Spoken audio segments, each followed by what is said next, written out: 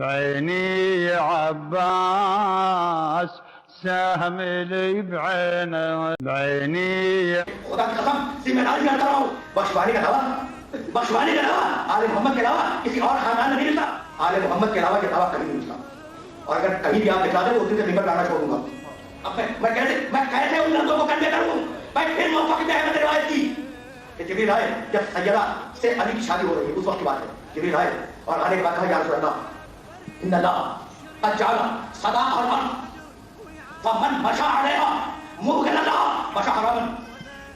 روایت کے ٹیکسٹ کو دیکھیں، گہرائی کو دیکھیں، میں نے گفتگو تمام کر دی، پر جملہ سنیں اور مجھے اجازت دیں۔ شادی ہوئی علی کی فاطمہ زہرا سے، جبریل آئے کہا اللہ کے رسول اللہ نے یہ پوری زمین فاطمہ کے بیٹے دے دی، تو اب اگر کوئی فاطمہ سے بوجھ رکھ کے اس زمین پہ چلے تو اس کا ایک ایک قدم حرام ہے۔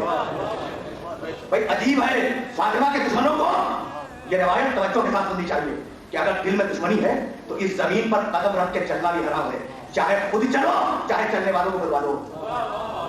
بات مکمل ہو گئی، اب مجھے اس مرحلے سے آگے نہیں جانا، چاہے خود چلو ہر قدم حرام، دوسروں کو بلوا کے چلو ہر قدم حرام، ہر قدم تو اس زمین کو اٹھایا جائے فاطمہ کے دشمن کے لیے تو حرام ہے۔ کیوں؟ اس لیے کہ یہ وہ بیوی ہے، یہ وہ بیوی ہے تو شفاعت کا پروانہ دے کے دنیا میں آئی، اور میری گفتگو اس مرحلے میں تمام ہو گئی۔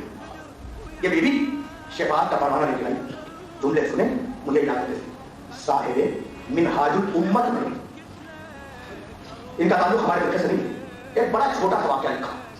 صاحب منہاج الامت کہتے ہیں کہ جب بیوی کی وفات کا وقت آیا تو انہوں نے علی سے کچھ وصیتیں کی، جب وصیتیں سماعت کی تو کہنے لگی کہ یا ابا الحسن، علی سے کہا یہ جو تاق دیکھ رہے ہیں اس تاق پہ وہ شیشی رکھی ہوئی ہے، تو جب آپ مجھے کفن دکھا دیں تو یہ شیشی میرے کفن میں رکھیں۔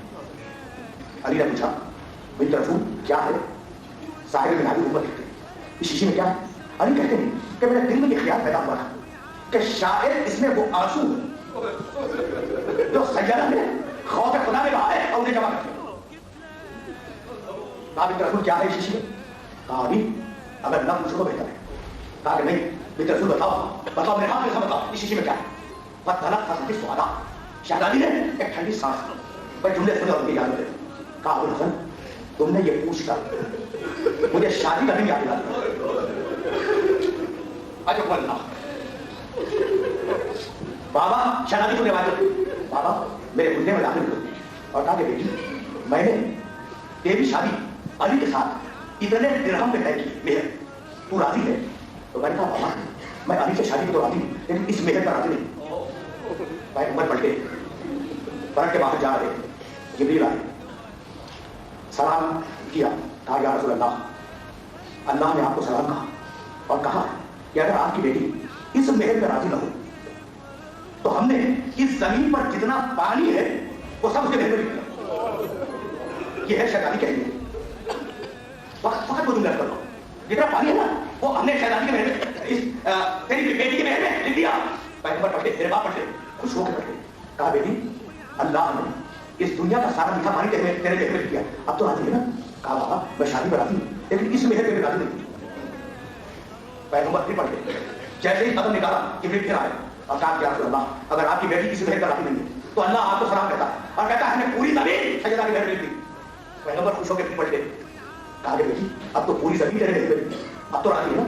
کہا بابا میں آپ کو بتا چکی کہ میں شادی پر راضی نہیں لیکن اس مہر پر راضی نہیں۔ بیٹھ گئے پیغمبر اور کہا بیٹی پھر تم مہر میں کیا چاہتی ہے؟ بھائی سنیں شہزادی جملے بس یہی تعلیم کو تمام ہو جانا ہے، اس کو یہی ختم ہو جانا ہے۔ کہا کہ بیٹی چاہتی کیا ہے؟ مہر میں چاہتی کیا ہے؟ تو شہزادی نے کہا کہ بابا میں نے اکثر راتوں میں دیکھا ہے کیا آدمی رات کے قریب اپنے گجرے سے نکل کر زیر آسمان بالوں کو بکھا دیتے ہیں اور اپنی امت کی بخشش کے لیے دعائیں مانگتے ہیں، تو بابا میں اپنے مہر میں آپ کی امت کی بخشش مانگ رہی ہوں۔ شہزادی کہتی ہے ابھی یہ جملہ تمام نہیں ہوا تھا کہ جبریل ایک بھڑکا لائے بسم اللہ الرحمن الرحیم، یہ خدا ہے علی اعلیٰ قاہر ہے اپنی قریب فاطمہ زہرا کے ساتھ کہ جب وہ اس برقعے کے ساتھ قیامت میں آئے گی تو جسے کہے گی مجھے رکھ دوں گا، تو علی اس شیشی میں وہ برقع رکھا ہوا ہے۔ بس میں نے تقریر تمام کی، آخری گزار کر رہا ہوں، بیوی قیامت میں جب اس برقعے کے ساتھ آئے گی تو جسے کہے گی رکھ دوں گا۔